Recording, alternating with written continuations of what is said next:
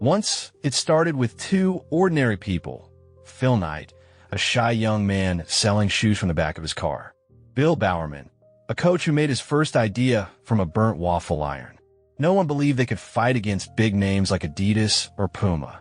But with light shoes, big dreams, and a name that came from a dream, Nike was born. From local runners to public parks, from the success of the Cortez during the jogging boom, from the spirit of Steve Prefontaine and the strategy of Bob Waddell working from a wheelchair, Nike started running and never stopped. Then came a crazy decision to trust a young, unknown athlete and build a legend with Michael Jordan. But Jordan was only the beginning. Nike reached the world. They spoke through courage, not only to athletes, but to anyone who ever felt doubt. Just do it was more than a slogan. It became a way to live. Now the swoosh is not just a logo. It is a symbol of a generation. You see it on streets, in stadiums, and in the hearts of those brave enough to move. But one day, what if Nike has to ask the world, do you still believe in this dream? Spring wind passed through the edges of Portland, moving gently across rooftops and trees. Inside a small bedroom, a young man sat at his wooden desk, staring at a piece of paper with a mix of fear and hope. At the top of the page, he had written, "Can Japanese sports shoes do to German shoes what Japanese cameras did to German cameras?" His name was Phil Knight. He was a former runner from Oregon, not a champion, not famous, but he always had questions in his mind. Why are running shoes so heavy? Why are they expensive? Why doesn't anyone try to make them better? Phil thought he had an answer, but nobody was listening. Even his own father didn't believe in his idea. William Knight was a newspaper editor, a serious man who believed in security and stable jobs. When Phil asked for money to travel the world for his business dream, his father sighed and handed him a check. $1,000. If you need to fail, let this be your lesson. It wasn't support. It was a warning. But for Phil, it was enough. In Japan, in the busy city of Kobe, Phil walked into the small office of Onitsuka Co., a local shoe company. He told them he was from Blue Ribbon Sports, an American distributor. But that company didn't exist. It was just a name in his head. Still, he was determined, and somehow it worked. He returned to Oregon with several pairs of Tiger running shoes. Now, he needed someone to help him build this dream. So, he went to see a man who had changed his life on the track, Bill Bowerman. Bowerman was not just a coach. He was a legend in Oregon, known for being tough and always looking for ways to improve his runners, sometimes by cutting open their shoes and changing them. Phil brought the Tiger shoes to Bowerman's house. When Bowerman opened the door, Phil almost felt like a student again. The older man still had that strong presence. Bowerman picked up the shoe, turned it over, felt every stitch. Then he said, "If we can make this lighter, they can run faster." There was no contract, no long talk. That day, Blue Ribbon Sports was born. Phil didn't open a fancy store. He opened the trunk of his old Volkswagen. Every week, he drove to small tracks and college stadiums. He stood under the sun or in the rain, showing Japanese shoes to runners and coaches. Some were curious, but most people laughed. "Japanese shoes? Are you serious?" One coach said. "Converse is still number one. Adidas is proven. My kids won't wear this cheap stuff." Others chuckled and tapped the Tiger logo on the box. "If you want to win, wear Adidas. If you want to be a joke, wear this." But Phil didn't stop. He kept showing up, opening his trunk, and offering one thing: just try it first, then decide. Slowly, runners came back. Then they brought friends. Meanwhile, Bowerman was busy. He started sending design suggestions to Onitsuka, changing soles, improving the heels, fixing the front. He didn't just want to sell shoes. He wanted to build them. But even as Blue Ribbon started growing, dark clouds began to appear. Phil heard whispers that Onitsuka was talking to other American distributors. It felt like a rope tightening behind his back. If they lost the partnership, they would lose everything. Blue Ribbon didn't own the designs. They had no factory, just a name, a car, and belief. But something was changing. One early morning, Bowerman's wife woke up to the smell of burnt rubber. She walked into the kitchen and saw her waffle iron ruined. Inside it, a piece of rubber shaped like a shoe sole. Bowerman looked up calmly. I was just seeing. What happens if we mold the tread like this? Phil didn't know it yet, but that sound, the crackle of burning rubber in an old waffle iron, was the start of something big. Something real. Something that didn't come from big companies or glass buildings. It came from a garage, a beat-up car, a dream that seemed crazy, and the belief that a shoe isn't just something you wear, it's the start of something greater. They had just taken their first step. That morning, a soft fog covered the small town in Oregon. Inside a quiet kitchen, a strange smell filled the air, something like burning rubber. On the table, an old waffle iron was open, but it wasn't filled with batter. Instead, there was melted rubber, slowly cooling and forming small square patterns. Bill Bowerman stood in front of it, watching closely. His eyes were sharp. In his hand, he held a metal spatula, and his heart was beating like a starting gun before a race. He wasn't seeing a mess. He was seeing the future. From the hallway, his wife walked in. She looked at the waffle iron, now partly ruined. She stopped. "Bill, that was a gift from my mother," she said softly. She didn't shout, but her voice was heavy with disappointment. Bowerman looked at her for a moment, then turned back to the rubber. "I know," he said, "but this pattern, it might be the perfect grip for running shoes." His wife said nothing else. She simply sighed and walked out. Bowerman stayed, still staring at the rubber, still dreaming. To Bowerman, shoes were not fashion. They were tools to win. And winning, he believed, could come down to one thing: a shoe that was too heavy, or a sole that slipped at the wrong moment. That's why he often cut open his runner's shoes. He used kitchen scissors to remove weight, glued on extra rubber, or stitched the sides tighter. He weighed every shoe with a food scale. If it was too heavy, he threw it against the wall. The first waffle sole wasn't perfect. It was too hard. When one runner tried it, his heel got cut and sore. The next one melted inside the waffle iron. The third one was too soft and broke. But Bowerman didn't stop. "Every mistake brings me closer," he said. Phil Knight raised his eyebrows when Bowerman brought the new prototype to Blue Ribbon's tiny office. "This is homemade?" he asked. Bowerman nodded. "Yes, but wait until you see in action." A few days later, Bowerman called a young runner to test the new shoe. His name was Steve Prefontaine, a fast, bold athlete with a spark in his eyes. The first steps were strange. The sole felt stiff. But then, his rhythm changed. He leaned forward, picked up speed, and moved like the wind. When he stopped, sweat dripped from his face. But he smiled. "It feels light," he said, "like I'm not even wearing shoes."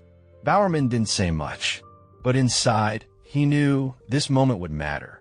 From the side of the track, another coach crossed his arms. "Garage shoes? Don't kid yourself," he muttered. "Adidas and Converse still run the game." Bowerman didn't argue. He just looked down at the marks left by the sole in the soft dirt. Those marks weren't just footprints. They were the start of something new. Soon, they began making more pairs. Still by hand. Still in the garage. Still with basic tools. But now, they weren't just selling shoes. They were creating them. Blue Ribbon was changing. No longer just a middleman. They were becoming something more. Something without a name, yet full of identity. That waffle sole was more than just a piece of rubber. It was a symbol of courage, of the will to challenge what people thought was normal. It didn't come from a lab. It came from a burned waffle iron and the stubborn mind of an old coach. They didn't realize it at the time, but when they made their own shoe, without anyone's permission, that was the moment they started to break away from Japan, from sellers. They had become creators, and creators, sooner or later, need a name of their own. The sky over Oregon was gray that day, almost like it knew something was breaking. Inside the small office of Blue Ribbon Sports, the air felt heavy, silent. Phil Knight sat at his desk, holding a letter from Japan. A letter that would change everything. It was from Onitsuka. Short, cold, final. The contract was canceled. For years, Phil had built Onitsuka's market in America. He sold their shoes from his car, one by one, to runners and coaches. Now it was over. Worse than the letter was the truth behind it. Onitsuka had made secret deals with other distributors. They wanted to replace Phil and take over the market he worked so hard to grow. Phil looked at the pile of shoes in the corner, boxes stacked neatly, ready to sell. But now, without the Onitsuka name, they were just shoes. Shoes with no name. Shoes with no life. Time was running fast. New shoes, made by their own factory, were already on the way. But they had no name, no brand, no logo, and only 2 days left to decide everything. The office turned into a war room. People shouted ideas. Names flew everywhere. Falcon, Dimension 6, Bengal. Nothing sounded right. Then came a phone call. Jeff Johnson, their first employee, called from out of town. I had a dream last night, he said. I saw a Greek goddess. Her name was Nike. She's the goddess of victory. Phil paused. Nike. Yeah, one word. Easy to say. Powerful meaning. Phil didn't love the name. It sounded strange. But time was gone. They had no other choice. He took a deep breath and said, Okay, Nike it is. But a name wasn't enough. They needed a logo. Phil called Carolyn Davidson, a college student studying design. I need something fast, he told her. Something that shows movement. Something bold. Carolyn stayed up drawing. Lines. Shapes. Curves. Then she showed them a simple design, like a wing or maybe a check mark. Phil looked at it for a while. I don't love it, he said, but maybe I'll grow to like it. That line became their logo. They called it the Swoosh. Carolyn was paid $35. Years later, when Nike became a giant, she was given company stock to thank her. The day of shipping came. Boxes were stacked. The new name was printed on every label. Nike. On the shoes, a small swoosh was placed with care. Phil opened one box. He lifted the shoe slowly. It looked familiar but different. The shape came from what they knew, but the spirit inside was brand new. For the first time, the shoe belonged to them. No more borrowed names. No more middlemen. This was theirs. The shoe was called the Nike Cortez. Phil held it up. If this fails, he said softly, at least we failed with our own name. There was no big party, no press release, just a small office, a few people, and stacks of cardboard boxes. Nike wasn't born from a perfect plan. It was born from pressure, from loss, from a forced decision. It came from the belief that you can be knocked down today and still win tomorrow.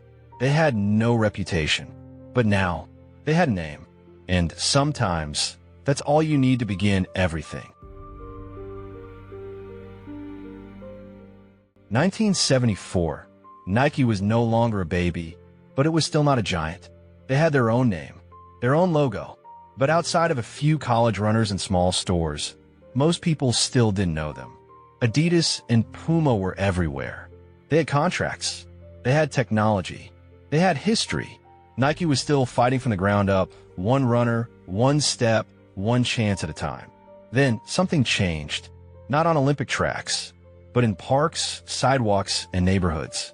A quiet new trend was growing in America. It was called jogging. People across the country started to run, not to win races, but to stay healthy. Doctors recommended it. TV shows talked about it. Even the government supported it. And funny enough, it all started with a little book written by Nike co-founder and legendary coach, Bill Bowerman, titled Jogging. Nike didn't create the trend, but they saw a huge opportunity in it. People were looking for shoes. Not expensive ones, not flashy ones, just something light, simple, and comfortable. And that's exactly what Nike Cortez was. The Cortez was born out of struggle, but now it was rising with the wave. It had a thick, soft sole. It was light on the foot, easy to wear, not just for athletes, but for everyday people. Soon, people were wearing it to school, to the park, and even while shopping. The name started to spread. That one with the check mark. It's really comfortable, affordable, and good for jogging. Nike didn't need a big ad campaign. The streets were their ad. The people were their voice. But Phil Knight was not celebrating just yet. One morning, as sales reports came in, he looked at the numbers quietly. "Don't be fooled by growth," he said to his team. "People are buying us because of a trend. But if we don't stay different, we'll disappear when that trend ends." Nike didn't just need momentum.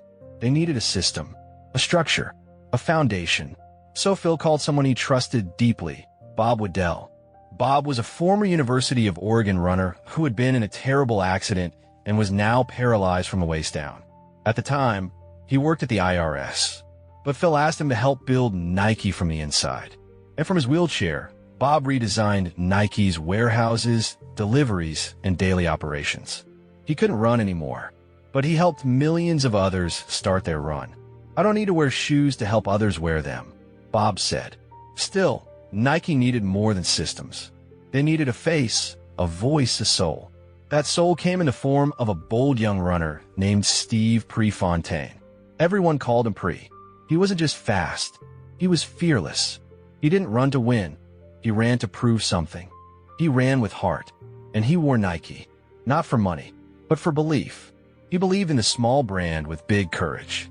He believed that real victories came from passion, not sponsorships. And whenever he raced, he carried Nike with him. He became Nike's first public icon. People loved him, not because he was perfect, but because he was real. Then, everything changed. In May 1975, after a post-race dinner, Pre drove home. His car slid and flipped on a dark road. He was pinned under it. He died instantly. He was only 24. Nike went quiet. Pre wasn't just an athlete. He was a symbol. And when symbols die, it leaves a silence you can feel in your bones. No meetings, no marketing, just grief. But from that silence, a new energy grew. Phil decided, we won't let Pre die in our memory. We'll keep his fire in everything we make. From then on, Nike wasn't just selling shoes. They were selling courage, freedom, and a fight against limits. And then came one more battle, Nike versus Onitsuka. Phil sued the Japanese brand for ending their deal unfairly and trying to steal the Cortez design. After a long legal fight, Nike won. They kept the rights to Cortez. But more importantly, they earned the right to stand on their own. By the end of 1975, Nike was no longer a brand hidden on the shelf. They had a name, they had a voice, and now they had respect. For the first time, Nike's name was mentioned alongside Adidas and Puma. They weren't just playing anymore. They were competing. But Phil knew one thing. We've conquered the parks and tracks in America. But are we ready to challenge the world? Because the future was coming fast, and Nike would soon need more than just good shoes or good systems. They would need a legend. And somewhere out there, a young man in red, wearing number 23, was waiting to change the game forever. After winning the hearts of American runners and standing strong as an independent brand, Nike knew something. If they wanted to last, they had to go beyond shoes. The US market gave them a start, but the world was the real stage. And out there, shoes were not just about performance. They were about identity, power, and self-expression. Nike was ready to go bigger. The world was waiting step by step. Nike expanded. They entered Europe, Asia, South America. Not just by selling products, but by listening. They learned cultures, how Brazil dances with the ball, how Africa runs with dreams, how Asia respects precision and detail. Nike didn't come as a boss. They came as a partner. What do you need to win? We'll help you build it. More than athletes, they chose stories. Nike knew that global success needed more than products. They needed faces, voices, stories. They didn't just sign the best athletes. They signed people with soul. Like John McEnroe in tennis, loud, wild, and real. Like Tiger Woods, a black young man in the elite world of golf. In soccer, they supported Ronaldo from Brazil, fast, smart, magical. Then came Cristiano Ronaldo and Kylian Mbappe, young, bold, fearless. They inspired people everywhere. And of course, in 1984, Nike made a bold choice. They signed a rookie from Chicago, Michael Jordan. When other brands hesitated, Nike said, we don't want you to just play. We want you to be a legend. Air Jordan was born. And that story? It deserves a special chapter of its own. Just do it. A slogan that moved the world in 1988, Nike changed everything again. They didn't talk about products. They talked about people. They launched a new slogan, "Just do it." 3 simple words. But they hit hard. This campaign didn't show only champions. It showed an 80-year-old man running a marathon, a man with one leg riding a bicycle, a mom jogging at 5 a.m. before cooking breakfast, a teen boy who ran his first 100 meters. Nike didn't say, "Be perfect." Nike said, "Do it, even if you're scared, even if you're not ready, even if you fail." And the world listened, falling down and rising again, but success isn't always smooth. In the 1990s, Nike faced big problems. Factory workers overseas were underpaid. Some of their athletes faced scandals. Their ads were called too much. Nike was hit hard, but they didn't run. They said sorry. They made changes. They fixed their supply chain. They became more open and sustainable. Nike learned, to win the future, sometimes you must fail today. Taking a stand, not just a market in the 2000s, Nike went even further. They didn't just support sports. They stood up for people, like Colin Kaepernick, who knelt for justice. Nike showed his face with the words, "Believe in something," even if it means sacrificing everything. They supported Serena Williams, a strong black woman in tennis. They supported diversity and inclusion. Nike didn't just say, "Just do it." They showed how to do it. More than gear, they became culture. Nike's products also changed. They created Air Max, Flyknit, Vaporfly, shoes that worked for sports and fashion. People wore them to run, to walk, to concerts, to clubs. Nike entered street art, hip-hop, fashion shows. They didn't just ask, "How fast are you?" They asked, "What do you fight for?" Nike became part of everyday life. The final leap today, Nike is one of the most powerful brands on earth, alongside Apple, Google, and Coca-Cola. The Swoosh logo is a global symbol, seen in stadiums, streets, and schools. Nike isn't just something you wear. Nike is something you feel. If you ask, what is Nike's secret? The answer is simple. Nike was not built by winning. Nike was built by people who dared to move, even before they knew how to win. From Bowerman's burnt waffle iron, from Phil Knight's car trunk, from Bob Waddell's wheelchair, from Priest's final run, from the voices of everyday runners, from a young man banned by the NBA, from everyone who tried, failed, and kept going. Other brands make products. Nike makes belief. Belief that you are strong enough, that you are worthy, that you are enough. That's why Nike has never only lived on feet. Since the beginning, Nike has always lived in the soul.